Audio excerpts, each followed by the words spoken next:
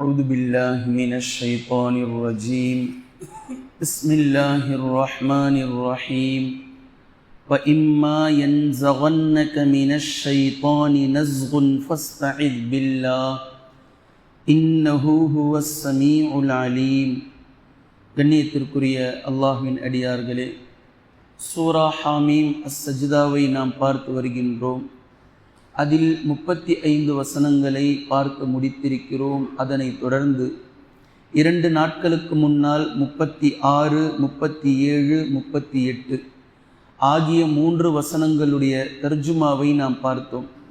அதில் முதல் வசனத்தில் அல்லாஹு தஆலா நபி ஸல்லல்லாஹு அலைஹி வஸல்லம் அவர்களிடத்தில், நபியே, இப்லீஸுடைய தாக்கம், ஷைத்தானுடைய தாக்கம், தீண்டல் உங்களுக்கு ஏற்பட்டால் நீங்கள் அல்லாஹ்விடத்தில் பாதுகாப்பை பெற்றுக்கொள்ளுங்கள். இன்னஹு ஹுவஸ் ஸமீஉல் அலீம், நிச்சயமாக அல்லாஹ் தான் அனைத்தையும் கேட்பவனாகவும் அனைத்தையும் அறிபவனாகவும் இருக்கிறான் என்று இந்த முதல் வசனத்தில் அல்லாஹு தஆலா கூறியதை நாம் பார்த்தோம். இந்த இடம் உண்மையில் உலகத்தில் நமக்கு எத்தனையோ விரோதிகள், பகைவர்கள் இருக்கிறார்கள் என்று மனிதன் எண்ணிக்கொண்டாலும் இஸ்லாம் சொல்கின்றது, பகைமையை வளர்க்க வேண்டாம், விரோதத்தன்மையை, குரோதத்தன்மையை ஆழமாக எடுத்துக்கொள்ள வேண்டாம். மனிதர்களுக்கு நண்பர்களாக, மனிதர்களின் மீது இரக்கமுடையவர்களாக மாறிவிடுங்கள், நல்ல முறையில் மாறிவிடுங்கள். ஆனால் இஸ்லாம் ஒருவனை நீங்கள் பகைவனாக பகைத்து கொள்ளுங்கள் என்று சொல்லக்கூடிய ஒரு இடம். ஷைத்தானிடத்தில் மனிதர்களுக்கு அல்லாஹு தஆலா கட்டளை பிறப்பிக்கின்றான். இப்லீஸ் உங்களுக்கு விரோதியாகத்தான் இருக்கிறான், நீங்களும் இப்லீஸை, ஷைத்தானை விரோதியாக பாருங்கள், விரோதியாக எடுத்துக்கொள்ளுங்கள். இப்லீஸிடத்தில் உங்களுக்கு எந்த விதமான சமரசமும் தேவையில்லை.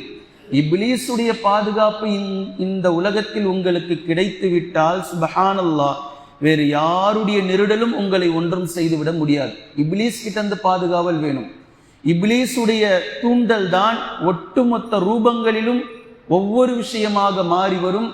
இப்லீஸ், ஷைத்தான் தான் இப்படிப்பட்ட தூண்டல்களையும் தாக்கங்களையும் மனிதர்களுடைய உள்ளங்களில் ஊசலாட்டத்தை ஏற்படுத்தி கொண்டே இருப்பான். அதே போன்று இப்லீஸிடம் பாதுகாவல் பெறுவது உலகத்தினுடைய லட்சியமாக இருப்பதை போன்று இப்லீஸிடம் இருந்து பாதுகாப்பை உங்களுக்கு தருபவன் அல்லாஹ் ஒருவனாகத்தான் இருக்க முடியும். அல்லாஹ்வால் மாத்திரமே இப்லீஸிடம் இருந்து உங்களுக்கு பாதுகாப்பு அளிக்க முடியும். அவனுடைய புரோட்டோகால், அவனிடத்தில் நீங்கள் பாதுகாப்பை தேடிக்கொள்ளுங்கள். அஊது பில்லாஹி மினஷ் ஷைத்தானிர் ரஜீம் அல்லது அஊது பில்லாஹி ஸமீஇல் அலீம் மினஷ் ஷைத்தானிர் ரஜீம் மின் ஹமஸிஹி வ நஃபஹிஹி வ நஃபதிஹி என்ற இந்த துஆவை நபி ஸல்லல்லாஹு அலைஹி வஸல்லம் அவர்கள் தக்பீர் கட்டியதும் சனா ஓதக்கூடிய வரிசையில் இதை சனாவாக ஓதுவார்கள். அல்லாஹும்ம பாஇத் பைனி வஜ்ஜஹது வஜ்ஹிய லில்லதி சுப்ஹானக அல்லாஹும்ம வ பிஹம்திக வ தபாரக இஸ்முக அல்லாஹு அக்பர் கபீரா வல்ஹம்துலில்லாஹி கஸீரா. இந்த சனாவினுடைய வரிசையில் நபி ஸல்லல்லாஹு அலைஹி வஸல்லம் அவர்கள் பிஸ்மில்லாஹிர் ரஹ்மானிர் ரஹீமுக்கு முன்னால் அஊது பில்லாஹி ஸமீஇல் அலீம் மினஷ் ஷைத்தானிர் ரஜீம் மின் ஹமஸிஹி வ நஃபஹிஹி வ நஃபதிஹி என்று இதை நபி ஸல்லல்லாஹு அலைஹி வஸல்லம் அவர்கள் ஓதுவார்கள். எவ்வளவு ஆழமான விஷயம் பாருங்க. அஊது பில்லாஹி ஸமீஇல் அலீம், அனைத்தையும் கேட்பவனான, அனைத்தையும் அறிபவனான அல்லாஹ்விடத்தில் நான் பாதுகாவல் தேடுகிறேன். யார்கிட்டந்து? மினஷ் ஷைத்தானிர் ரஜீம், விரட்டி அடிக்கப்பட்ட, துரத்தி அடிக்கப்பட்ட, நிந்திக்கப்பட்ட ஷைத்தானிடமிருந்து நான் பாதுகாவல் தேடுகிறேன். மேலும் மின் ஹமஸிஹி, அவனுடைய தாக்கம், அவனுடைய தூண்டுதல், அவனுடைய அகம்பாவம், அவனுடைய ஆற்றல் என் மீது ஏற்படுவது, இது போன்ற எல்லா விதமான செயல்களிலிருந்தும் மின் ஹமஸிஹி வ நஃபஹிஹி, அவன் நம்முடைய உள்ளத்தில் ஊதுதலில் இருந்து, இப்லீஸ் நம்முடைய உள்ளத்துல ஊதுறான். இந்த ஊதுதல் என்ன செய்யும் அப்படின்னா அகம்பாவத்தை ஏற்படுத்தும். நபி ஸல்லல்லாஹு அலைஹி வஸல்லம் எவ்வளவு தெளிவா வச்சிருக்கிறாங்க பாருங்க. நஃபஹ், இது இப்லீஸ் ஒருவருடைய உள்ளத்தில், மனிதர்களுடைய உள்ளத்தில் ஊதக்கூடிய ஒரு ஊதுதல். நஃபஹ், அவனுடைய ஊதுதலினால் நம்முடைய உள்ளத்தில் ஏற்படக்கூடிய அப்படியே ஒரு தன்னை பற்றிய ஒரு ஆச்சரியமான ஒரு நிலை. நாம் சரியாக இருக்கிறோம், நாம் பர்ஃபெக்டாக இருக்கிறோம், நாம் கரெக்டாக இருக்கிறோம், நம்மளை அடிச்சுக்க ஆளே இல்லை, நான் கரெக்டா நடக்கிறேன் என்ற நிலையை இப்லீஸ் இந்த ஊதுதலை கொண்டு ஏற்படுத்துவான். தன்னை நினைத்து தானே திருப்தி அடைந்து கொள்வது. இப்படிப்பட்ட நிலையில் யாரும் இருக்காதீர்கள் என்று குர்ஆன் பேசுகின்றது. ஃபலா துஸக்கு அன்ஃபுஸக்கும், உங்களை நீங்களே பரிசுத்தவாதிகள் என்று எண்ணிக்கொள்ளாதீர்கள். ஹுவ அஅலமு பிமன் இத்தகா, உங்களில் யார் இறையச்சவாதிகள் என்பதை அல்லாஹ் ஒருவனே அறிவான். இப்படி இருக்கும் பட்சத்தில் அல்லாஹ் இதை பற்றி பேசுகின்றான். வ நஃபஹி, இப்லீஸ் ஒருவருடைய உள்ளத்தில் அவரை சுய திருப்தி கொள்வதை போன்று இப்லீஸ் ஊதி விடுவான். வ நஃபஹி, இதிலிருந்து நான் பாதுகாவல் தேடுகிறேன். பின்பு வ நஃபஸிஹி, நஃபஸ் அப்படின்னா வாயால ஊதுறது. இப்ப நாம தண்ணியில ஊதுறோமே, இது போன்ற ஊதுதல். வ நஃபஸிஹி வ மின் ஷர்ரின் நஃபாஸாத்தி ஃபில் உகத், சூரத்துல் அலக்ல அல்லாஹ் தஆலா பேசுறான். இப்ப இது போன்ற உள்ளத்தில் ஊசலாட்டத்தை, மனிதனுடைய உள்ளத்தில் ஊசலாட்டத்தை ஏற்படுத்தி அவனுடைய நிலையை ஒரு ஸ்தம்பிக்க வைக்கக்கூடிய நிலையில் இப்லீஸ் ஆக்குவான். இது போன்ற வாயால் ஊதுதல், நம்முடைய மனதிலே நம்முடைய அகம்பாவம் பெருமை ஏற்படக்கூடிய அடிப்படையில் ஊதுதல், அவனுடைய தாக்கம், அவனுடைய தூண்டல், இது போன்ற எல்லா விதமான விஷயத்திலிருந்தும் இப்லீஸ் இடத்தில் நான் பாதுகாவல் தேடுகிறேன் என்று நபி ஸல்லல்லாஹு அலைஹி வஸல்லம் அவர்கள் கூறிய ஹதீஸ்களை நாம் பார்க்கிறோம். அதே போன்று அல்லாஹும் இந்த இடத்தில் பாதுகாவல் தேட சொல்கின்றான். இது 36வது வசனம். 37, 38 இந்த 2 வசனங்களிலும் அல்லாஹு தாலா 3 முக்கியமான விஷயங்களை பற்றி அல்லாஹு தாலா பேசுகின்றான். சூரியன் மற்றும் சந்திரன், சூரியனுக்கும் சந்திரனுக்கும் சுஜூது செய்யாதீர்கள். சூரியன் சந்திரன் இரவு பகல் இந்த 4லும் அல்லாஹுடைய அத்தாட்சி இருக்கிறது என்பது ஒரு விஷயம். அதே போன்று 2வது, பெருமை கொள்ள வேண்டாம். ஒருவேளை யார் பெருமை கொள்கிறார்களோ அல்லாஹு தாலா சிம்பாலிக்கா சொல்றான், அவர்களை அல்லாஹ் அழித்து விடுவான். ஏனென்றால் சலிப்பே அடையாமல், நிராசை அடையாமல் அல்லாஹை வணங்கி கொண்டும் தஸ்பீஹ் செய்து கொண்டும் இருக்கக்கூடிய வானவர்களுடைய படை அல்லாஹுக்கு இருக்கின்றது. தஸ்பீஹ் செய்து கொண்டே இருக்கக்கூடிய அல்லாஹுக்கான படைகள் அல்லாஹ்விடத்தில் இருக்கின்றது. 3வது, அதே போன்று இந்த இடத்தில் சுஜூது செய்ய வேண்டாம் என்ற இந்த பதத்தையும் அல்லாஹு தாலா, அதாவது சூரியனுக்கும் சந்திரனுக்கும் இணை கற்பித்து விடாதீர்கள், அவைகளுக்கு அடிமைகளாக மாறி விடாதீர்கள் என்ற இந்த பதத்தையும் அல்லாஹு தாலா இங்கு 3 கட்டங்களாக பேசியிருக்கிறான். இதை நாம் நிதானமாக விளங்கிக் கொள்வோமேயானால், இதை தெளிவாக நாம் புரிந்தால் நமக்கு வரக்கூடிய இந்த சப்ஜெக்டை பாருங்கள். சூரியன் சந்திரன், இரவு பகல், சூரியனாலும் சந்திரனாலும் தான் நமக்கு இரவும் பகலும் தெரிகின்றது கண்கூடாக.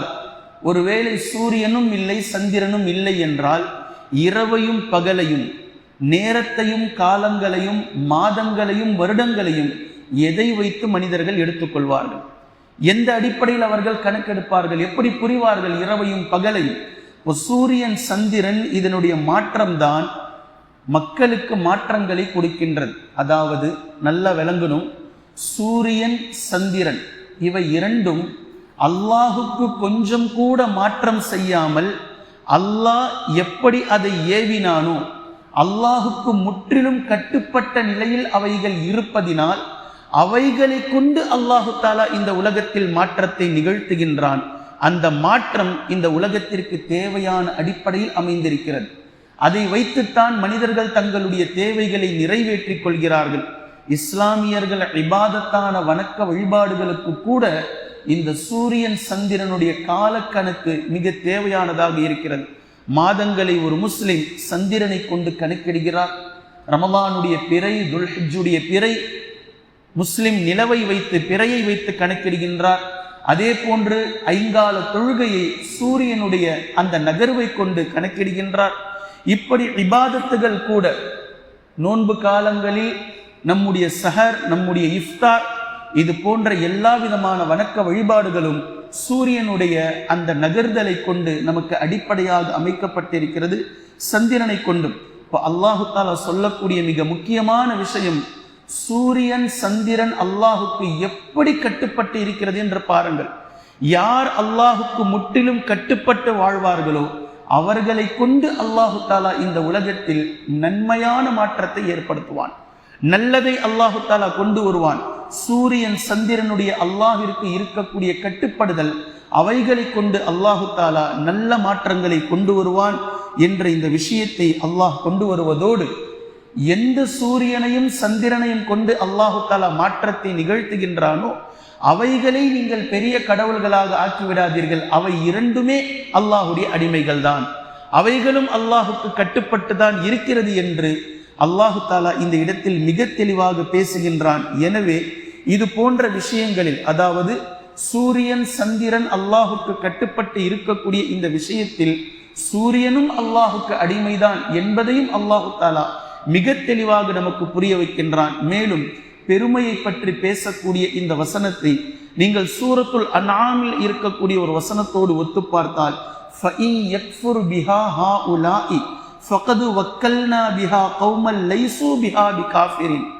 இப்ப நாம் பார்த்து கொண்டிருக்கக்கூடிய ஹாமீம் அஸ்-சஜ்தாவில் அல்லாஹு தஆலா பேசக்கூடிய தோரணை, யாரேனும் பெருமை கொண்டால் அல்லாஹுக்கு அதை பற்றிய எந்த கவலையும் இல்லை. ஏனெனில் அல்லாஹ்விடத்தில் இபாதத்தில் வணக்கங்களில் நிராசையடையாமல் தஸ்மீர் செய்யக்கூடிய வானவர்களும் அல்லாஹ் கிட்ட சில படைகளும் இருக்கிறது என்று அல்லாஹு தஆலா பேசுகின்றான். இப்போ நான் ஓதி காட்டிய சூரத்துல் அன்ஆமுடைய இந்த வசனம், யாரேனும் அல்லாஹ்வை புறக்கணித்து விட்டு சென்றால், அல்லாஹுடைய இந்த கட்டளைக்கு மாறு செய்தால், அல்லாஹுடைய கட்டளையை விட்டுவிட்டு சென்றால், ஃபஇன் யக்ஃபுர் பிஹா ஹாஉலாஇ ஃபகது வக்கல்னா பிஹா கௌமல் லைஸு பிஹா பிகாஃபிரின். இந்த தீனை, இந்த மார்க்கத்தை வேறு ஒரு சமூக மக்களிடத்தில் நாம் ஒப்படைப்போம்.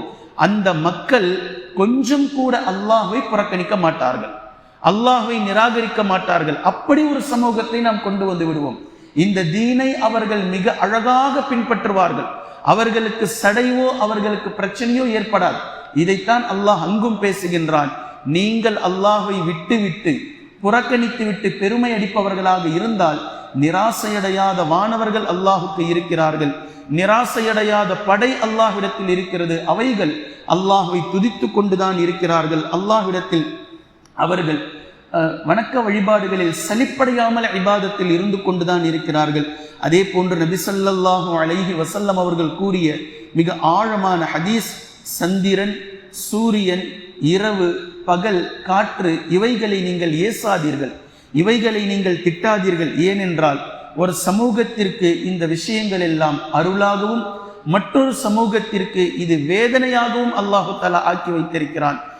சுற்றி இருக்கக்கூடிய இது போன்ற விஷயங்களில் யார் அல்லாஹுக்கு கட்டுப்படுகிறாரோ அவருக்கு அது அருளாக இருக்கும்.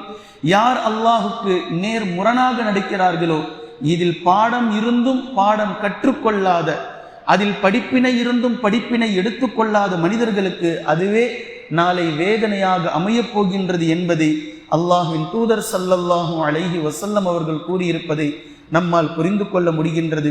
மேலும் இதை தொடர்ந்து அல்லாஹு தாலா மற்றும் சில விஷயங்களை அல்லாஹு தாலா காட்டுகின்றான். அதையும் நாம் தொடர்ச்சியாக இன்ஷா அல்லாஹ் பார்க்கலாம். குர்ஆனையும் ஹதீஸையும் தெளிவாக விளங்கக்கூடிய நன்மக்களாகவும் அதை நடைமுறைப்படுத்தக்கூடிய மக்களாகவும் அல்லாஹ் நம்மை ஆக்குவானாக. சுப்ஹானக அல்லாஹும்ம பிஹம்திக அஷ்ஹது அல்லா இலாஹ இல்லா அன்த